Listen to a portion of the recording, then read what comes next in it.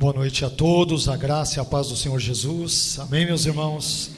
Que alegria poder revê-los. São todos aí muito bem-vindos. Deus abençoe suas vidas, famílias, os queridos visitantes aqui presentes. É uma alegria poder tê-los aqui conosco. Os demais irmãos, é muito bom estarmos aqui hoje juntos para prestarmos o culto que é devido ao nosso Deus Trino, Pai, Filho e Espírito Santo. E dando continuidade ao nosso culto, sem demora, indo direto àquilo que nos interessa, àquilo que nos importa, eu quero convidá-los, por gentileza, para que abram as suas Bíblias na epístola, segundo Paulo escreveu a Timóteo, na verdade, na segunda epístola a Timóteo, capítulo 2 e versículo 15. 2 Timóteo, capítulo 2, versículo 15. No outro domingo nós trouxemos uma meditação, um sermão assim chamado pelos estudiosos mais textual, baseado apenas em João 3,16, e hoje nós vamos fazer algo semelhante, mas agora trabalhando apenas o texto de uma das epístolas paulinas, que é esse texto muito conhecido, muito citado também na Bíblia, que é 2 Timóteo capítulo 2 e versículo 15, que se você encontrou, se puder ficar em pé, se não puder fique assentado mesmo, não há nenhum problema. Mas o texto diz o seguinte, 2 Timóteo capítulo 2 e versículo 15 diz: procura apresentar-te a Deus aprovado, como obreiro que não tem de que se envergonhar, que maneja bem a palavra da verdade. Mais uma vez, procura apresentar-te a Deus aprovado, como obreiro que não tem de que se envergonhar, que maneja bem a palavra da verdade. Amém? Vamos agradecer a Deus, vamos pedir que Ele nos oriente em todas as coisas, sobretudo na ministração da palavra dEle, desse texto bíblico, texto sagrado, e que Deus sempre nos instrua, sempre nos ensine, nos conduza pelas veredas da sua santa, gloriosa, eterna palavra. Pai, nós louvamos o Seu nome, te agradecemos pela oportunidade que temos de nos reunirmos a cada domingo, a cada quarta-feira também nos cultos, na escola bíblica dominical, nos estudos bíblicos e na oração também feitos às quartas-feiras, e nesse culto que nós agora também prestamos a Ti. Nós te louvamos por tudo aquilo que o Senhor já falou ao nosso coração na escola bíblica que tivemos instantes atrás. Muito obrigado por todas as lições preciosas que aprendemos ali na epístola de Tiago. E agora nós acabamos de ler mais um texto importante da sua palavra, apenas um versículo, mas a sua palavra é tão gloriosa, ela é tão grandiosa, ela é tão transformadora, é tão agregadora, que um versículo da sua palavra, Senhor, basta para transformar totalmente a nossa vida, para instruí-la nos seus caminhos, para agir em nossas vidas, para tornar-nos melhores pais, melhores mães, melhores maridos, esposas, cidadãos, cidadãs, e por que não dizer servos e servas também. E Senhor, diante do texto que nós lemos, te pedimos que o Senhor nos dê graça para falarmos sobre esse assunto absolutamente importante para a sua igreja, e que o Senhor nos ajude também a colocarmos em prática tudo quanto ouvirmos neste momento. Que esse texto, que essa meditação bíblica glorifique o seu nome, mas também edifique a nossa fé, aprimore a nossa fé, lapide a nossa fé, de modo que cada vez mais sejamos e te servamos da melhor maneira possível para a glória e honra do seu Filho Jesus. É no nome dele que nós oramos, agradecidos. Amém. Amém? Deus abençoe, por favor, podem se assentar.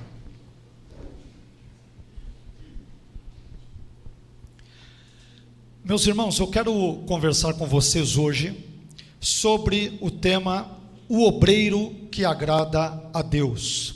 O tema da nossa meditação, da nossa reflexão, da nossa mensagem na noite de hoje é o obreiro que agrada a Deus.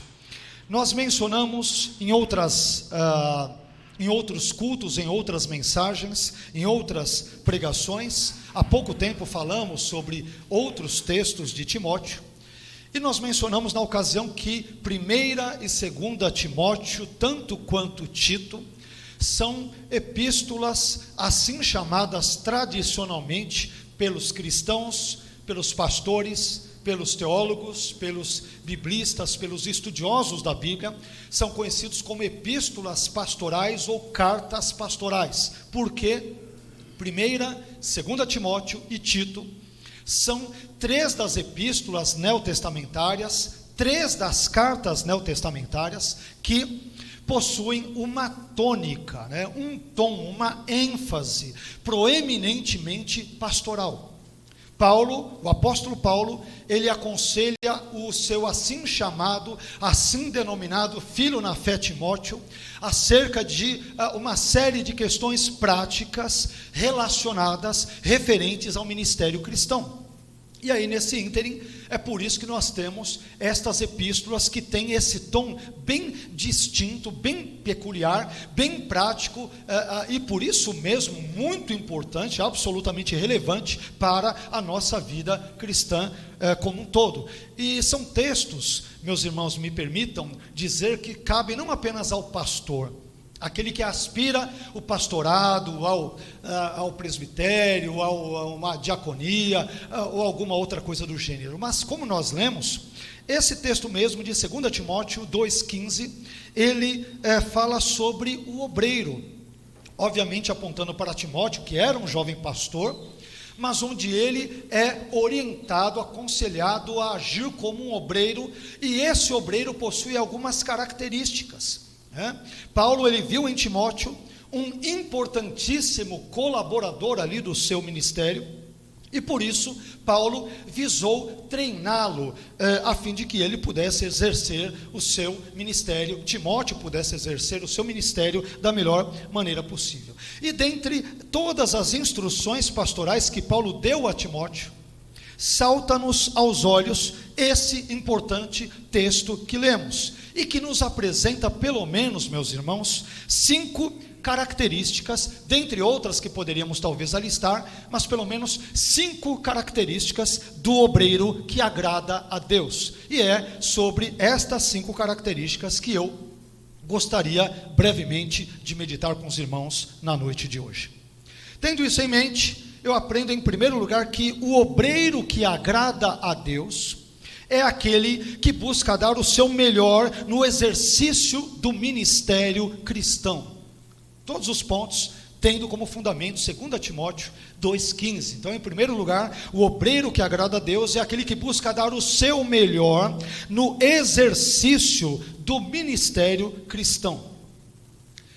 A primeira palavrinha que nós lemos nesse texto, procura, o verbo traduzido aqui como procura, me permita dar algumas informaçõezinhas, talvez um pouco técnicas, advindas do texto grego, mas vocês entenderão à medida em que nós evoluirmos, avançarmos na nossa mensagem, como essas questões, esses detalhes, essas informações são importantes. Mas o verbo traduzido aqui como procura é o verbo grego spudazo.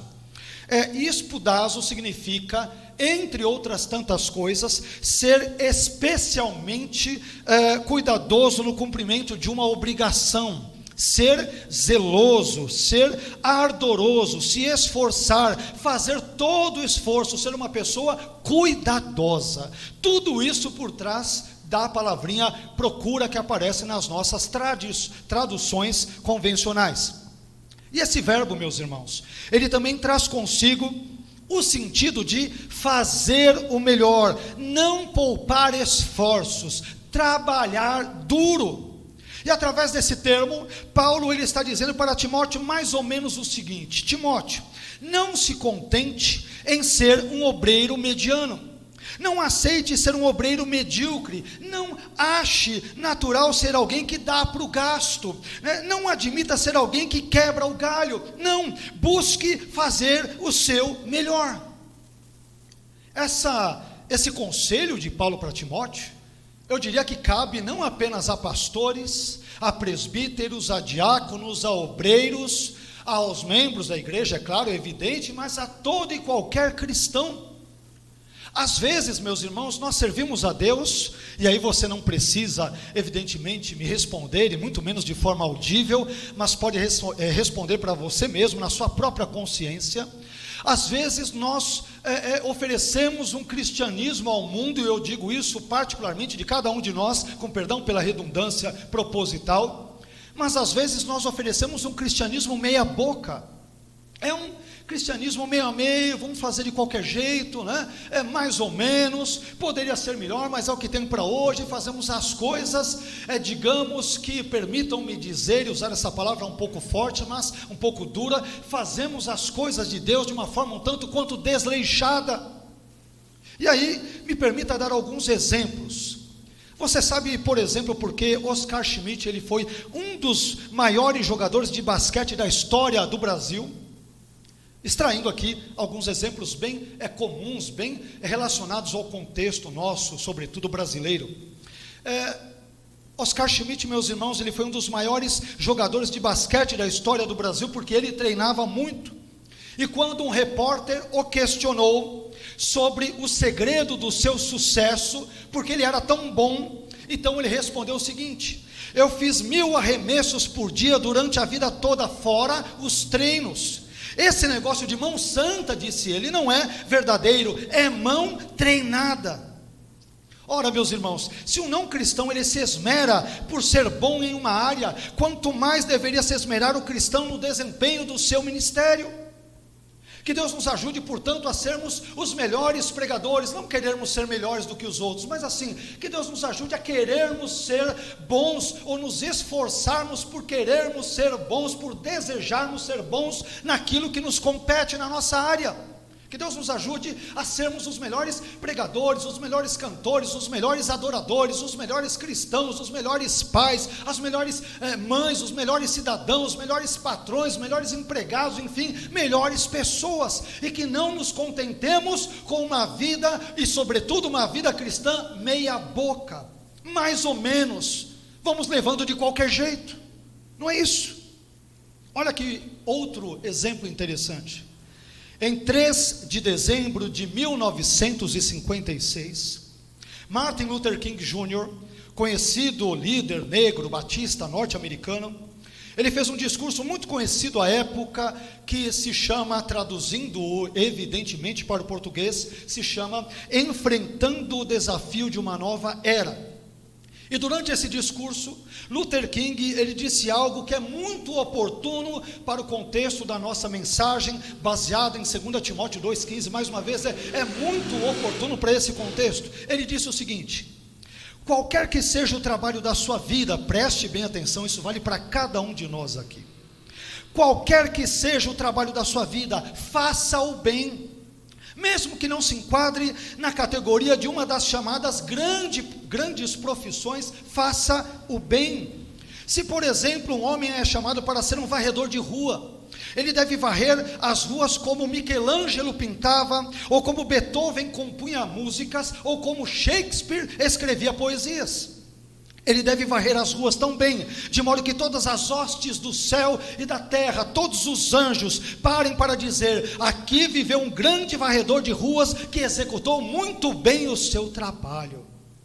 Meu irmão, independentemente de qual seja a sua, a minha ocupação, quer no contexto assim chamado secular, quer no contexto ministerial, que Deus nos ajude a exercer as nossas tarefas, o nosso serviço ao Deus Trino, Pai, Filho e Espírito Santo, da melhor maneira possível, com excelência, com conhecimento, com técnica, com perícia, com amor, com honestidade e sobretudo com o auxílio da graça de Deus, sem a qual nós não somos nada, não podemos fazer absolutamente nada. Paulo, mais uma vez o apóstolo Paulo, em Romanos 12:11, ele escreveu: não sejais vagarosos no cuidado, sede fervorosos no espírito, servindo ao Senhor. E essa expressãozinha aqui, sede fervorosos, de Romanos 12:11, ela vem de outro verbinho grego, que é o verbo dzeo, que significa ser estimulado emocionalmente, estar entusiasmado, estar excitado, estar em chamas, estar queimando. Ao empregar esse tipo de verbo, meus irmãos, Paulo está dizendo, entre outras coisas, para os cristãos de Roma o seguinte: sirvam ao Senhor com entusiasmo, sirvam ao Senhor com o coração em chamas, sirvam ao Senhor com toda a sua energia e com todo o seu vigor. Amém? Às vezes, confessemos, nós fazemos as coisas de Deus mais ou menos. Para fazer as nossas particulares, temos todo aquele cuidado, toda aquela técnica, né? Toda aquela preocupação com todos aqueles cálculos, mas quando vamos fazer as coisas para Deus, às vezes fazemos de qualquer forma, de novo, de um jeito um tanto quanto desleixado, como se as coisas de Deus não tivessem assim tanta importância, e assim por diante. Existem pessoas que estudam a Bíblia com desânimo, que oram a Deus com desinteresse, que participam do culto, por exemplo, apáticas, que cantam louvores a Deus com indiferença, enfim, servem a Deus no tranco, servem porque tem que servir. Eu vou hoje lá no culto, domingo, porque, como eu disse, em outros contextos, a programação ali na Netflix não está tão boa, ali na HBO, nos demais canais, não importa quaisquer que sejam eles, os filmes, eu já assisti quase todos, aquelas séries, nada disso mais me agrada. Então, quer saber, eu vou para a igreja, pelo menos para matar o tempo, né? Pelo menos eu revejo alguns irmãos, pergunto como eles estão, e tal, isso quebra o galho, e aí eu toco minha semana, e a gente vai dando um jeitinho aqui e acolá. Não, meus irmãos, que Deus nos ajude a sermos pessoas fervorosas nas coisas de Deus, a pregarmos com amor, a orarmos com temor, a termos comunhão com alegria. Não é para que as coisas de Deus, ou ir à igreja, ou cultuar a Deus, ou louvar a Deus, ou ouvir a pregação, não podem ser um fardo na nossa vida. Tem que ser coisas prazerosas para a pessoa que ama a Deus, que ama Jesus. Deve ser uma coisa prazerosa. Poxa, eu vou lá para o culto de domingo, por exemplo, ou quaisquer outros cultos ou contextos, estamos dando um exemplo apenas. Eu vou lá porque eu vou prestar culto ao meu Deus. Eu vou me encontrar com meu irmão, vou ter a oportunidade de ter comunhão com ele. Eu vou cantar louvores e Deus vai falar comigo nos louvores. Eu vou prestar atenção na palavra, porque a palavra é de Deus, não é do pastor, não é do homem, não é do teólogo, ela é de Deus, e Deus vai usar a palavra dele para falar comigo. Deus sabe do que eu preciso, ele vai falar ao meu intelecto, ele vai falar ao meu coração, ele vai tocar na minha vida, e eu vou para o culto com essa expectativa de buscar a Deus e de adorá-lo, não por aquilo que ele me deu, por aquilo que ele é. Que Deus nos ajude, meus irmãos, a prestarmos o nosso melhor para Deus. O que eu desconfio que, vez por outra, por inúmeras razões, nós acabamos não fazendo. Deus fica com aquele resto, né?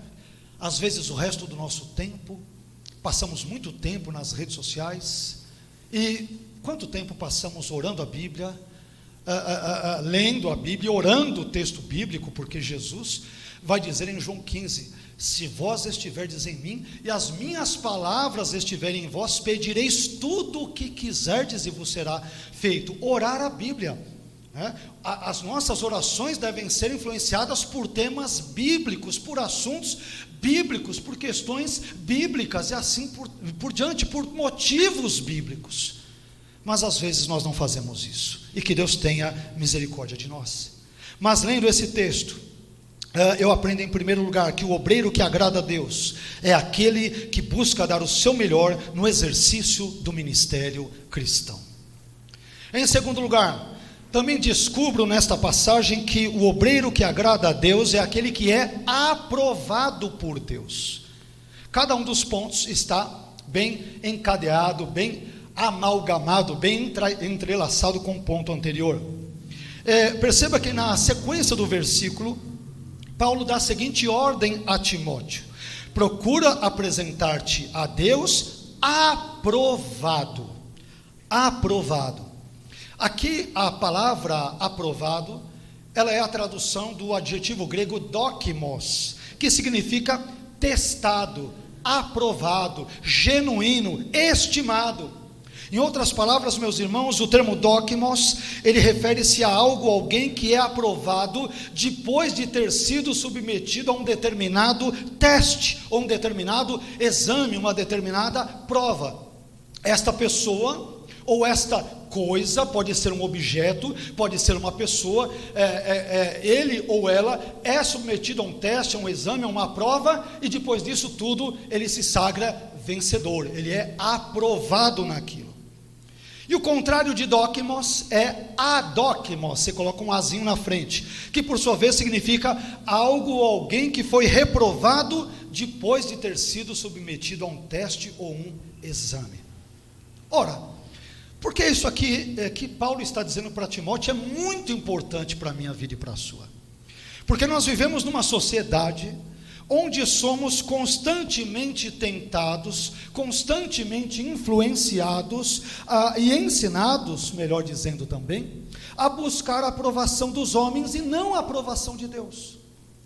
Frequentemente, no trabalho, em várias outras situações, nos nossos convívios sociais, somos tentados a aderir às opiniões das pessoas, o chamado, e eu diria, o maldito politicamente correto, onde temos que camuflar certas coisas nas quais não cremos, não acreditamos, não pensamos, não defendemos determinados valores, mas para agradarmos alguns palatares mundanos, nós nos encurvamos diante desse tipo de situação, dessa aprovação das pessoas. Almejamos às vezes não apenas a aprovação, mas os aplausos das pessoas do mundo. Muitas vezes em valores ou questões que são absolutamente, diametralmente opostos e contrários, estão na contramão do Evangelho. E aí eu aprendo aqui com esse texto, Paulino, ensinando ao seu filho na fé Timóteo, que nós devemos aqui, com a graça de Deus, buscar sermos aprovados. Meu irmão, e a nossa aprovação, ela não deve vir de homens, não deve vir de instituições, não deve vir de pessoas, sejam elas quais forem. A nossa aprovação deve vir, sobretudo e acima de tudo, de Deus.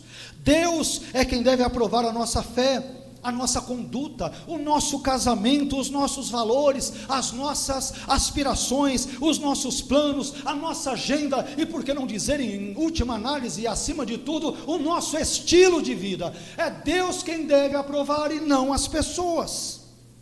Por isso, não se preocupe em receber a aprovação dos homens. Preocupe-se antes em receber a aprovação que vem da parte de Deus. Quando Pedro e os apóstolos que com ele estavam, foram, por exemplo, exortados pelo sumo sacerdote a nunca mais ensinarem no nome de Jesus, a resposta de Pedro ali, dos apóstolos a essa ordem, foi maravilhosa. Pedro e os apóstolos disseram, um texto muito conhecido da Bíblia, onde eles disseram: mais importa obedecer a Deus do que aos homens. Isso está lá em Atos, no capítulo 5 e versículo 29. Pedro e os demais apóstolos, meus irmãos, eles não buscavam a aprovação do sumo sacerdote, de Anás, de Caifás, do Sinédrio, dos judeus, dos fariseus, dos saduceus, dos herodianos, dos zelotes, dos essênios, sejam lá quais forem aqueles grupos de judeus. Eles buscavam tão apenas e simplesmente, tão somente a aprovação que vem de Deus. É interessante como nós nos preocupamos profundamente com aquilo que as pessoas pensam sobre nós, e todos nós de alguma forma caímos nessa armadilha, mas às vezes não estamos assim tão preocupados acerca daquilo que Deus pensa sobre nós. Tomamos atitudes que vão agradar às vezes um familiar, às vezes um vizinho, às vezes o patrão, às vezes um colega de trabalho, às vezes num contexto universitário, enfim, qualquer outro contexto, mas não pensamos 2 vezes, 5 vezes, 10 vezes, 1000 vezes que aquela atitude pode desagradar profundamente a Deus. Estamos mais preocupados com a aprovação dos homens do que com a aprovação de Deus. E aqui, quando eu leio esse texto mais uma vez, meu irmão, eu sou incentivado por Paulo a agradar a Deus de uma forma a ser aprovado por Ele mesmo. E eu te perguntaria, e você, meu irmão, você tem buscado os aplausos e a aprovação dos homens, ou você tem buscado a aprovação de Deus? Você tem procurado a aceitação de miseráveis pecadores, ou você tem procurado a aceitação do santo Deus? Será que Deus, Ele aprovaria a sua vida, a minha e a sua vida? Ou em vez disso, Deus nos diria aquilo que foi dito a Belsazar: pesado foste na balança e foste achado em falta. Será que a nossa vida tem sido mais aprovada ou reprovada diante de Deus? Será que nós somos obreiros, nesse contexto, dokimos ou dokimoi aprovados, ou adokimoi reprovados? Que tipo de obreiros, que tipo de cristãos, que tipo de maridos, esposas, cidadãos e cidadãs nós somos ou temos sido? Esse texto paulino, nesse único versículo, levanta-nos essas questões e fazem-nos pensar nas mesmas. São questões absolutamente importantes para a nossa vida, particular, conjugal, familiar e, sobretudo, para o nosso relacionamento com Deus. Em terceiro lugar, também aprendo nesse texto de 2 Timóteo 2,15, em terceiro lugar, descubro que o obreiro que agrada a Deus é aquele que é atuante na obra de Deus. O obreiro que agrada a Deus é aquele que é atuante na obra de Deus. Aqui, já me permitam fazer uma ressalva. Quando eu digo ser atuante, não estou sugerindo um ativismo doentio, onde o sujeito vive 24 horas na igreja, e aí a mulher esquece o marido em casa, os filhos, o marido não liga para a esposa, não liga ali para a família dele, diz que está servindo a obra de Deus, mas a casa dele fica sempre por último, é desleixado, é relapso. Não estou dizendo nada disso. Mas o que eu estou dizendo, isto sim, com base no texto, é que o obreiro que agrada a Deus, ele é aquele que é atuante na obra de Deus, sem cair num ativismo que e pode ser prejudicial à sua vida e à vida da sua família. Não é sobre isso que eu estou dizendo. Vamos ver aqui a continuidade do texto. Na continuidade do versículo, Paulo diz o seguinte para Timóteo, preste bem atenção comigo: procura apresentar-te a Deus aprovado como quê? Como obreiro. Obreiro. Aqui a palavra que aparece em português obreiro é a tradução do grego ergates, que quer dizer aquele que está empenhado em um determinado trabalho, trabalhador, operário, ou seja, ele está atuante, ele está trabalhando, ele está operando, ele está agindo, ele não está parado, não está ali imóvel, estático, ele está em andamento. A vida dele com Deus, o relacionamento dele na obra de Deus está em andamento. Meus irmãos, eu aprendo com essa fala de Paulo que, isso é muito importante, eu aprendo que o ministério cristão não é uma colônia de férias, não é uma casa de repouso, e também não é uma ocasião para a ociosidade, para a preguiça, ou para algo do gênero. É por isso que Paulo, em outro contexto, mais precisamente falando em 1 Coríntios 15, 58, ele dirá: portanto, meus amados irmãos, sede firmes e constantes, sempre abundantes na obra do Senhor, sabendo que o vosso trabalho não é vão no Senhor. Não é vão, não é inútil. Há pessoas que pensam, isso aqui é muito importante: poxa, pastor, eu sirvo a Deus há tantos anos, frequento os cultos há tantos anos, dou aula na EBD há tantos anos, prego há tantos anos, louvo a Deus há tantos anos, canto, evangelizo, e às vezes não vejo assim tantos frutos, mas eu faço com amor, eu faço com carinho, eu faço com temor e tremor, eu faço com dedicação, eu me empenho. E sabe o que Paulo diz a mim e a você que age assim? Ele diz que o nosso trabalho, ele não é inútil no Senhor. O Senhor certamente toma isso e levará isso em consideração. Certamente levará. E em Gálatas, capítulo 6 e versículo 9, o mesmo apóstolo Paulo ainda, ele afirmará o seguinte: e não nos cansemos de fazer o bem, porque a seu tempo ceifaremos, isto é, colheremos, se não houvermos desfalecido. Às vezes nós cansamos de fazer o bem, cansamos de ajudar as pessoas, cansamos, às vezes, me permita dizer, até nos cansamos de servir a Deus, porque parece que nós não vemos os frutos, parece que as coisas chovem no molhado, parece que fica 6 por meia dúzia, parece que é o cachorro ali dando volta ali atrás do rabo dele, parece que as coisas não saem do lugar, mas Paulo nos orienta, nos adverte, nos admoesta, nos exorta, para que não nos cansemos de fazer o bem, ou seja, tenhamos uma vida atuante no reino de Deus. Meu irmão, continue a perdoar. Pastor, mas não está valendo a pena, aquela pessoa é tão mala, é tão ruim, é tão indigesta. Mas você não quer que Deus perdoe os seus pecados também? Você não ora a Deus dizendo, perdoa, né, as nossas dívidas como nós temos perdoado? Pois bem, você não quer que Deus te trate como você trata os outros? Às vezes, meus irmãos, nós nos cansamos de fazer o bem. Eu sei que às vezes porque, poxa pastor, a corrupção é tão grande, esse país é tão terrível, tem coisas tão ruins aqui no nosso contexto, embora tenhamos muitas coisas boas também, é verdade, não vamos ter um olhar apenas péssimo e horrível para todas as coisas, mas pastor, às vezes dá vontade de chutar o balde, sair mundo afora sem destino, porque parece-me que não vale a pena fazer o bem, porque eu só recebo o mal em troca. Eu falo algo para a pessoa, eu falo A, ela entende B.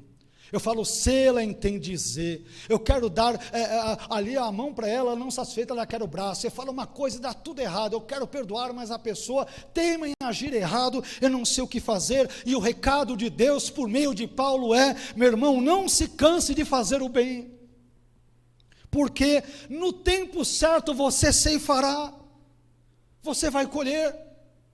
Não, mas sempre me tratam mal. Não haja como essas pessoas, não porque sejamos melhores do que elas, nós não somos, muito pelo contrário, mas porque nós entendemos a mensagem de Deus, nós entendemos a palavra de Deus, e portanto que Deus nos ajude a não nos cansarmos de fazer o bem.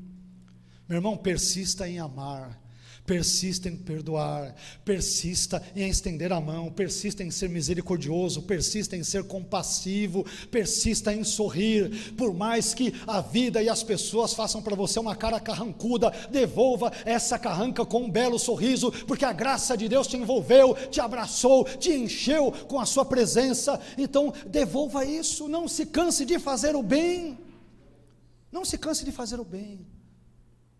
Por mais que aparentemente nada valha a pena, não se canse de fazer o bem. Amém? Eu percebo nestas palavras do apóstolo Paulo, que o obreiro cristão que agrada a Deus, é aquele indivíduo que não é desleixado, que não é desocupado, que não é inoperante, que não é ocioso e não é preguiçoso na obra de Deus. Então o obreiro que agrada a Deus é aquele que é atuante na obra de Deus. Quer ver só outra coisa interessante? Me permita usar alguns exemplos destacados da história que escolhemos aqui a dedo e que gostaríamos de compartilhar com os irmãos. Os servos de Deus que agradaram a Deus ao longo da história, e obviamente por razões cronológicas, temporais, nós não temos condições de falar sobre tudo isso, mas observemos que os servos e servas de Deus que agradaram a Deus ao longo da história, foram pessoas que foram atuantes de alguma forma, de algum modo, na obra do próprio Deus. E me permitam a esse respeito citar alguns breves exemplos. Martinho Lutero, o conhecido monge alemão, que foi um dos mais importantes precursores, líderes da reforma protestante na Alemanha, na Europa, ele escreveu mais de 50 livros ao longo da sua vida, traduziu a Bíblia das línguas originais para o alemão, língua esta que até hoje é base da língua alemã, e além disso ele tinha o costume de orar durante horas. Lutero dizia que se ele não passasse 2 horas orando pela manhã, ele receava que Satanás obtivesse a vitória sobre a sua vida durante o dia todo. Lutero foi uma pessoa atuante na obra de Deus. Jonathan Edwards, que é considerado um dos maiores filósofos norte-americanos e que foi o pregador do famoso sermão Pecadores nas Mãos de um Deus Irado, ele costumava passar 13 horas todos os dias entre estudos e oração, estudando Bíblias, livros de filosofia, teologia e outros, e orando. E a sua esposa, Sarah Edwards, também o acompanhava diariamente na oração. Edwards e Sarah, sua esposa, eram pessoas atuantes na obra de Deus. John Wesley, um dos conhecidos precursores do movimento metodista, que nós conhecemos muito bem no nosso contexto brasileiro. Ele, por exemplo, publicou uma quantidade de obras que somam 33 volumes e escreveu mais de 2.600 cartas. E existe um teólogo, preste bem atenção nisso, chamado J. Sidlow Baxter, que se referiu à incansável rotina de estudos e pregações de Wesley em termos que eu diria que são simplesmente, para dizer o mínimo, impressionantes.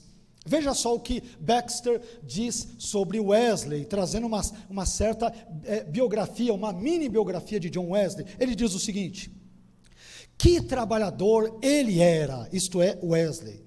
Em mais de 40 anos de viagens a cavalo na estrada, ele percorreu mais de 400 quilômetros e pregou cerca de 40.000 sermões.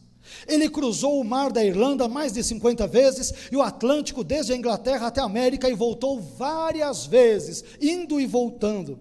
Referindo-se às suas viagens a cavalo, ele mesmo, Wesley, nos diz o seguinte: história, filosofia e poesia eu geralmente leio a cavalo, tendo outras ocupações em outros momentos. Olha que interessante, Wesley, ele tinha uma pequena escrivaninha que ele havia colocado ali bem no pescoço do cavalo, e à medida em que ele ia andando nas suas cavalgadas, ele estudava história, filosofia, poesia, pensava em gramática, andando a cavalo. De alguma forma, ele, ou seja, Wesley, encontrou tempo para escrever cerca de 230 obras maiores e menores, incluindo várias histórias, um livro sobre lógica e um sobre física, um dicionário em inglês, uma gramática hebraica, uma gramática grega e uma gramática francesa. Tudo isso de um homem que na meia-idade aparentemente tinha tuberculose e escreveu seu próprio epitáfio na expectativa de uma morte prematura. Ele achava que morreria muito cedo. E uma pessoa que mesmo andando a cavalo, ele sempre encontrava contextos ou situações para poder dedicar a sua mente, os seus pensamentos, as suas orações, a sua atenção a coisas que somariam à sua vida e à vida de outros. Esse mesmo John Wesley, meus irmãos, ele tinha o costume de acordar todos os dias às 4 horas da manhã e se deitar logo após as 21 horas. E ele, além disso, ele costumava dedicar as primeiras 3 horas do dia à oração e aos estudos das Escrituras. Wesley foi também uma pessoa atuante na obra de Deus. Por fim, outra pessoa também conhecida no nosso contexto até hoje foi Charles Spurgeon, o pastor batista que ficou conhecido como o príncipe dos pregadores. Ele também foi uma pessoa muito atuante, muito ali presente, operante na obra de Deus. E acerca da vida ministerial de Spurgeon, um autor chamado Kirk MacGregor, ele escreveu o seguinte, preste bem atenção nessas descrições: um prolífico autor de muitos gêneros, Spurgeon escreveu comentários, livros sobre oração, devocionais, revistas, poesias, hinos e uma autobiografia compreendendo um total de quase 150 livros. Toda semana ele pregava de 4 a 10 vezes, lia 6 livros substanciais, palestrava e ainda editava uma revista semanal. Além disso, Spurgeon também dirigia um colégio teológico, ele administrava um orfanato e supervisionava 66 instituições de caridade cristãs. Esses homens, entre tantos outros que poderíamos citar, foram pessoas, meus irmãos, atuantes, incansáveis, operantes, operosas, trabalhadoras na obra de Deus, no reino de Deus, almejavam de alguma forma contribuir com Deus, o seu reino, os seus valores e as suas coisas. Por isso, lembre-se dessa importantíssima verdade: o obreiro que agrada a Deus é aquele que é atuante na obra de Deus.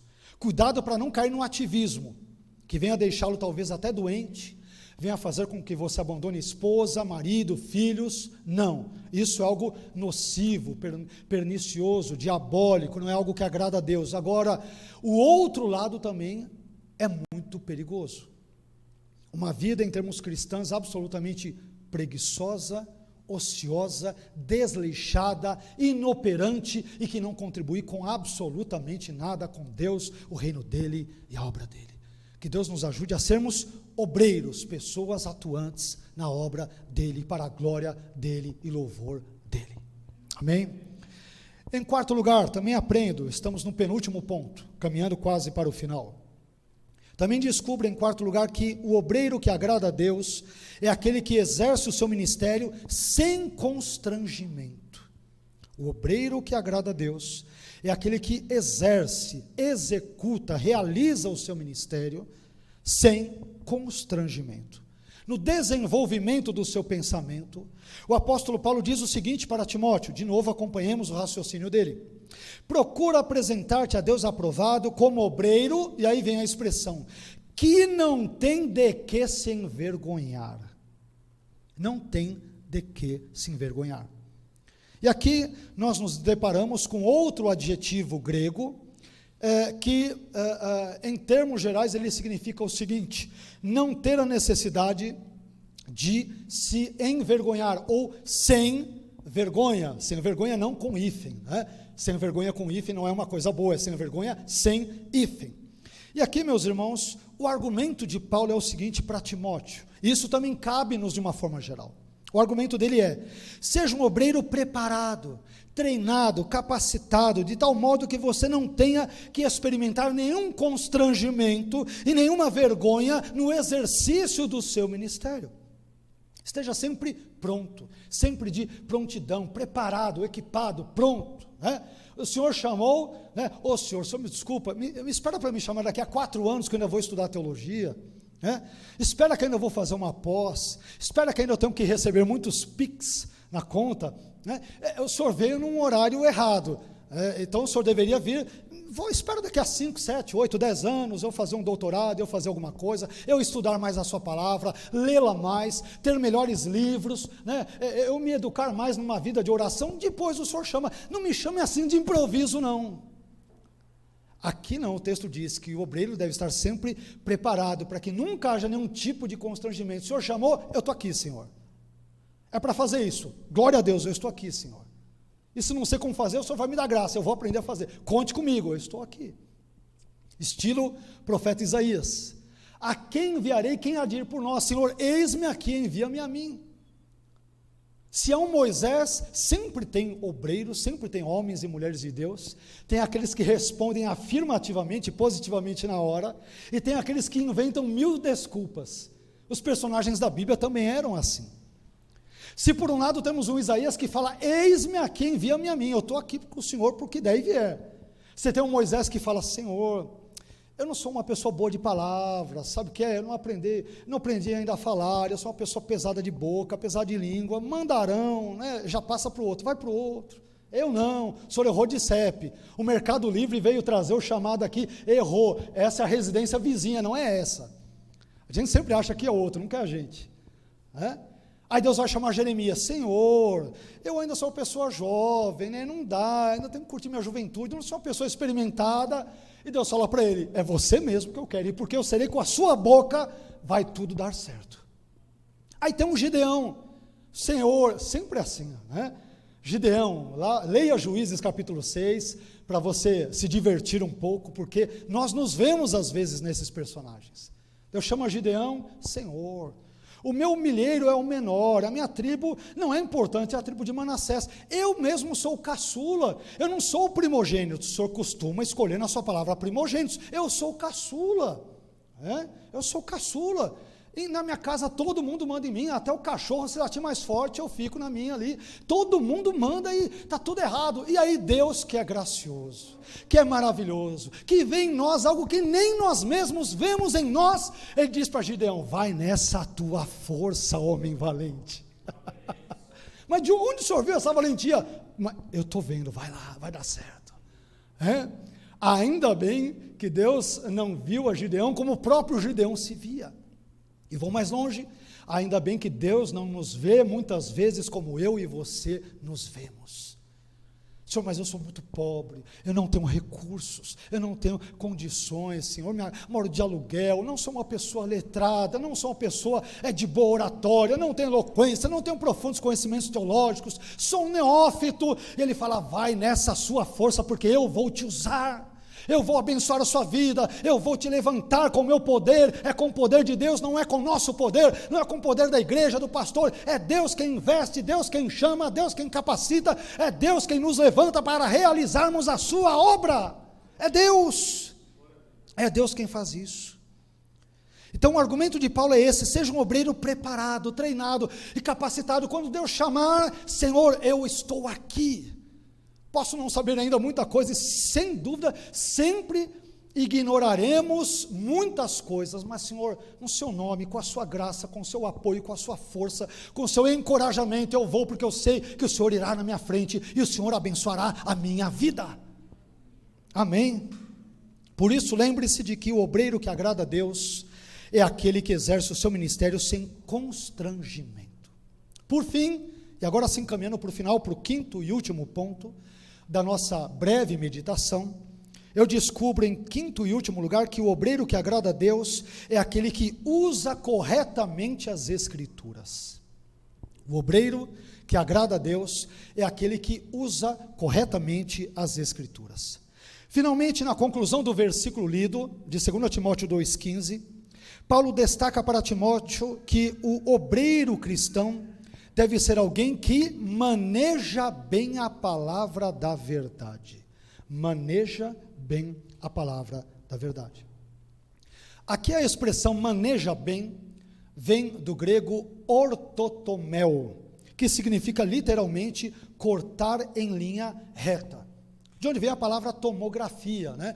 Tomo, a ideia de parte, e grafia, a ideia da escrita, né? Você fazer a escrita das partes, no caso do corpo humano, para fazer ali, enfim, os exames e tudo aquilo que for necessário.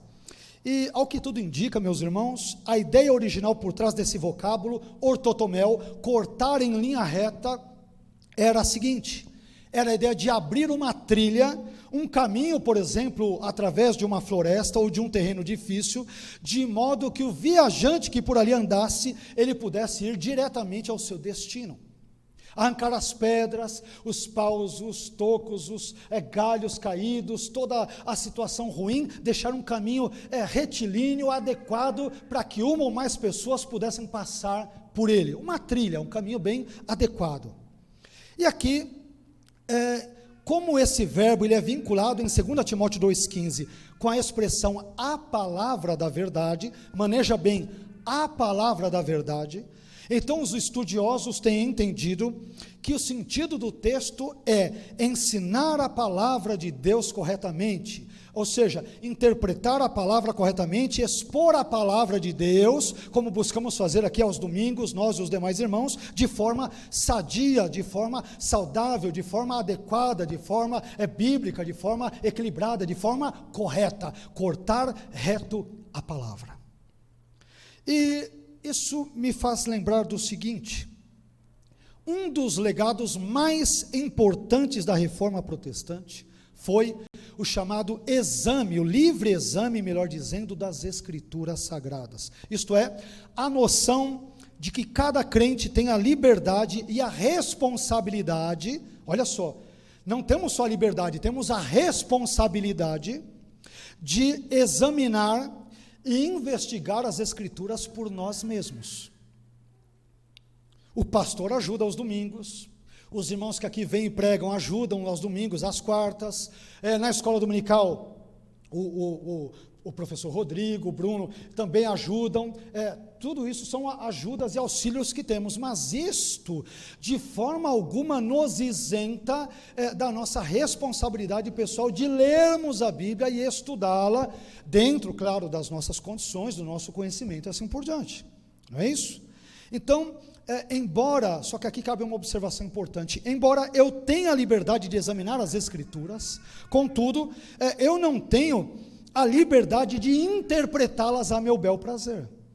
Uma coisa é a liberdade que Deus nos dá para examinarmos a Bíblia da maneira que quisermos. Agora, isso não nos concede o direito, isto não significa, olha lá, livre exame das Escrituras não significa livre interpretação. Eu vejo na Bíblia o que eu quiser ver. Então os malucos que pegam o livro de Cantares de Salomão, porque a mulher às vezes é descrita, o seu pescoço, os seus seios, o seu umbigo, está vendo? Cantares é um livro pornográfico. O sujeito tem a mente tão pornográfica que ele vê pornografia num livro bíblico santo, sagrado de Cantares. Não tem pornografia lá, mas na mente dele poluída, ele transfere a pornografia mental dele no texto. A Bíblia não nos autoriza a fazermos isso. Uma coisa é o livre exame das Escrituras, outra coisa é a livre interpretação. Eu vou ver o que eu quiser no texto. Como esses dias até postei nas minhas redes sociais, o interessante é que quem defende isso, e hoje tem muita gente que defende isso, aborto não é pecado, usar drogas não é pecado, não tem nenhum problema, o homem, a mulher ali, o rapaz, a moça se deitarem, rolarem, pintarem, bordarem, antes do casamento é absolutamente natural, normal de tudo, tem até pastores ensinando isso em certas igrejas. O livre exame não significa livre interpretação. O engraçado é que essas pessoas, como eu disse, elas não interpretam desse jeito uma bula de remédio. Por que não pega lá uma bula de remédio, sei lá, está com muita dor de cabeça, eu vou tomar aqui uma Neosaldina, vou tomar alguma coisa, e assim por diante. Por que ele não faz isso, como eu disse dias atrás, com um veneno de rato? Já que o texto significa o que eu quero, eu vou pegar a bula de um veneno de rato e vou interpretar esse veneno de rato como sendo algo que cura a minha dor de cabeça. Por que essas pessoas não fazem isso? Porque quando a saúde delas está em jogo, elas fazem questão de interpretar a bula corretamente. Mas quando a palavra de Deus está em jogo, elas fazem muitas vezes questão de distorcê-la, a fim de que a sua ideologia mundana caiba no texto sagrado. E o que Paulo diz para Timóteo? Maneje bem a palavra da verdade. Timóteo, corte a Bíblia reto, interprete-a de forma correta, cuidado para não ter achismos, isso aqui eu vou ver um monte de coisa que eu acho, que eu penso, aqui eu posso ler de qualquer jeito, isso significa qualquer coisa, alto lá. A Bíblia não significa qualquer coisa. Os textos não significam quaisquer coisas. Os textos têm um sentido objetivo, um sentido original, e por isso que compete-nos, com a graça de Deus e com boas ferramentas, instrumentos, estudarmos o texto bíblico a fim de interpretá-lo da maneira que Deus seja honrado e o texto e o contexto bíblico sejam adequadamente compreendidos, ensinados, cridos e sobretudo vividos. Em outras palavras, meus irmãos, eu não tenho a liberdade de interpretar a Bíblia de modo a forçá-la a favorecer os meus dogmas e as minhas preferências sexuais, conjugais e quaisquer outras que existam. A Bíblia não me autoriza a ter uma prática tão nociva, tão bizarra, tão surreal, tão maligna, tão pecaminosa quanto esta. Assim, a tarefa principal do estudante da Bíblia não é ler na Bíblia as suas predileções teológicas, ideológicas e outras. Tem muita gente fazendo isso hoje. Mas é manusear a Bíblia de modo que ela fale o que Deus quer que ela fale, mesmo que o conteúdo dessa fala seja contrário à teologia daquele que a está manejando ou manuseando. Às vezes, temos o péssimo hábito de ler a Bíblia apenas a nosso favor, mas temos que aprender a lê-la contra nós.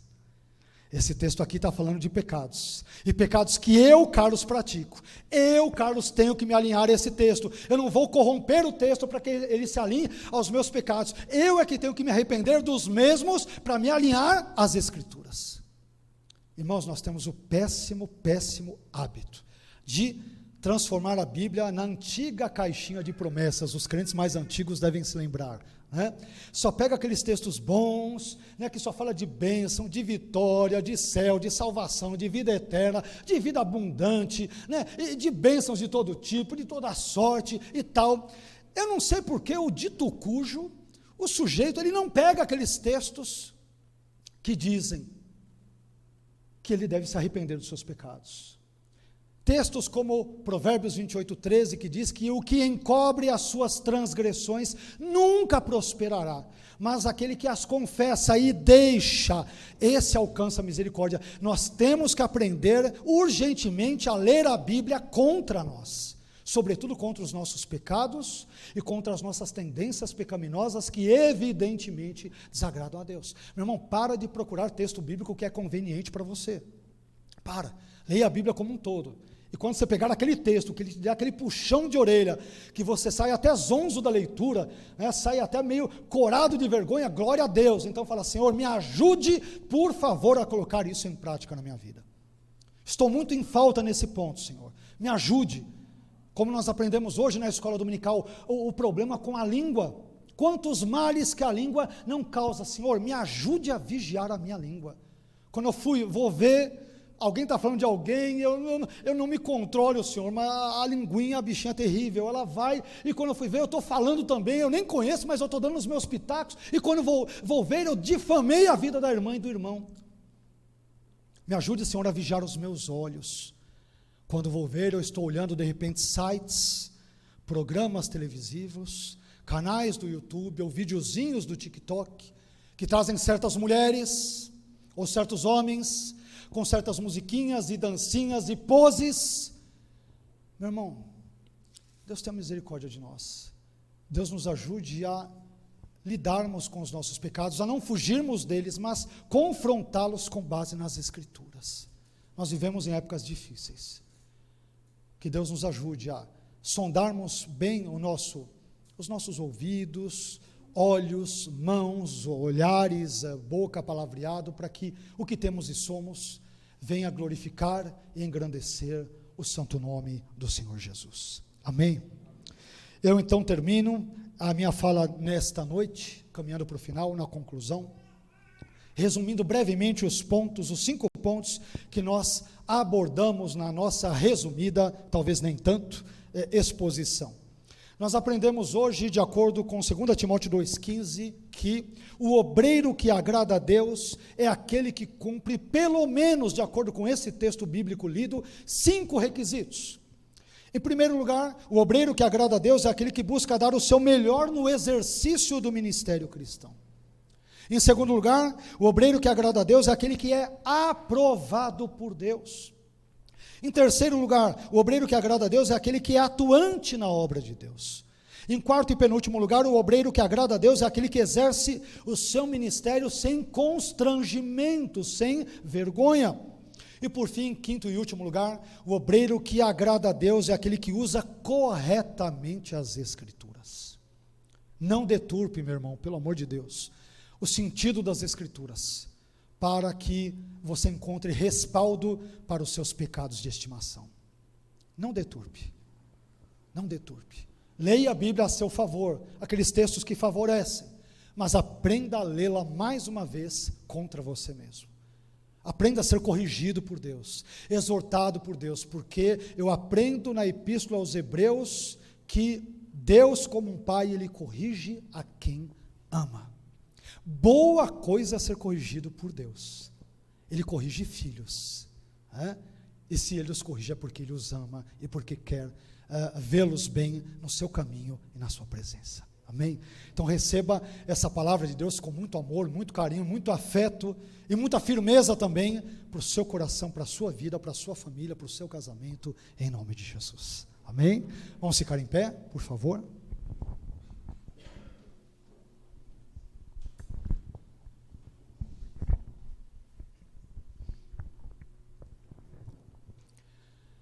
Que Deus nos ajude a exercermos o nosso ministério da melhor maneira. Meu irmão, dê o seu melhor. Louve a Deus com alegria. Não ofereça a Deus um culto meia boca, não. Me desculpe usar essa expressão chula, mas muito compreensível por parte de cada um de nós.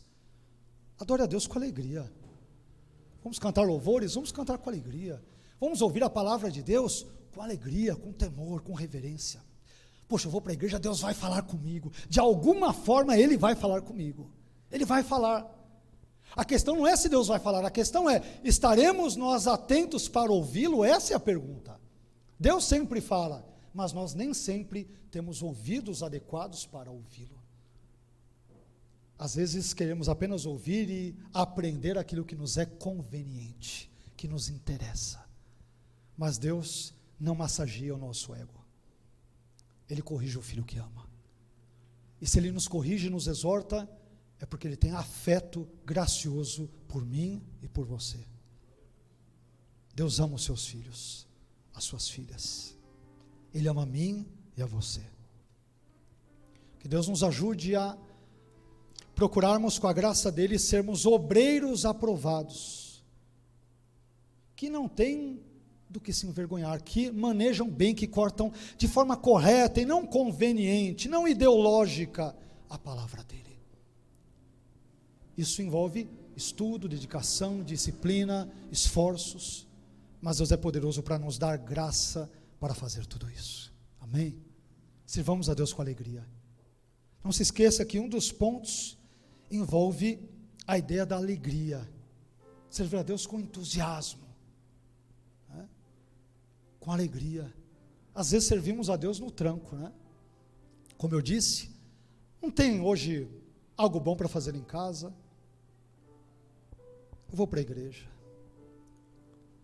Em casa só está mal porque minha esposa só reclama, o marido só reclama, eu estou quebrando o pau em casa, eu vou para a igreja.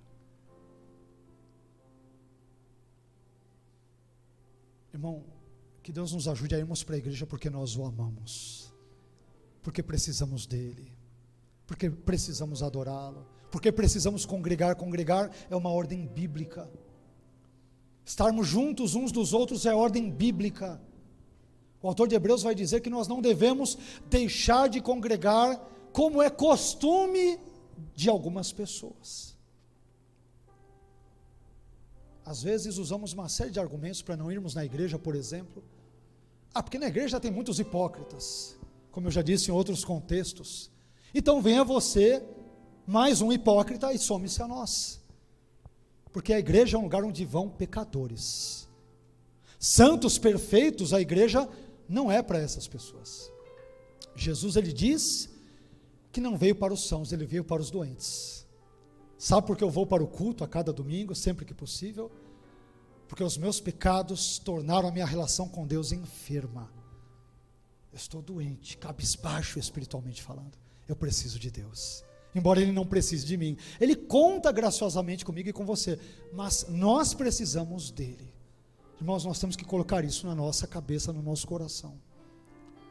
E adorar a Deus deve ser um prazer, uma alegria. Amém? Feche os teus olhos. Pai, eu quero te agradecer por essa reflexão nesta noite, quando, com base nesse texto maravilhoso de 2 Timóteo 2,15, um conselho originalmente dado pelo teu servo apóstolo Paulo a Timóteo, mas que cabe muito bem à vida cristã de cada um de nós aqui presente nesta noite. Senhor, perdoe-nos quando, vez por outra, fazemos a Tua obra de uma forma um tanto quanto relapsa, um tanto quanto desleixada, às vezes sem fervor, sem entusiasmo. É verdade que temos o direito de, vez por outra, não acordarmos num dia bom. Quem de nós está isento disso? Às vezes passamos sim por momentos difíceis, sendo que nos quais não gostaríamos nem mesmo de termos saído de nossas camas, de nossos lares. Estávamos psicologicamente, emocionalmente, enfim, de várias outras formas maus, estávamos ruins. Mas estas situações são excepcionais, elas não devem se tornar a regra na vida de um filho teu, de uma filha tua, de um servo teu, de uma serva tua. Ajude-nos, ó Senhor, a buscar servi-lo da melhor maneira, quando pregarmos, quando orarmos, quando cantarmos, quando tivermos comunhão com os nossos irmãos, quando jejuarmos, quando perdoarmos, quando amarmos, quando oferecermos nossas ofertas ou dízimos, quando abençoarmos a vida de alguém, enfim, não importa como, quando, de que jeito, ajude-nos a fazermos com carinho, com gosto, com prazer, com fervor, com alegria. Ajude-nos a sermos melhores cristãos. Ajude-nos a sermos melhores maridos, melhores esposas, melhores filhos, melhores patrões, empregados, melhores cidadãos, cidadãs, servos, servas. Ajude-nos a sermos hoje melhores do que fomos ontem. E se vivermos amanhã, tu sabes se assim viveremos ou não. Ajude-nos a sermos um pouco melhores do que fomos hoje. Não porque queiramos exibir isso para as pessoas, ou queiramos o aplauso delas, não queremos. A nossa preocupação é aquilo que o Senhor pensa de nós. Ajude-nos a agradarmos ao Senhor, independentemente do que pessoas possam falar, dizer, olhar de esguio para nós. Ajude-nos a agradarmos a Ti, Senhor. Por mais imperfeitos e pecadores que sejamos, ajude-nos a sermos melhores, por favor. É o que te pedimos na noite de hoje, absolutamente agradecidos, no nome de Jesus, amém.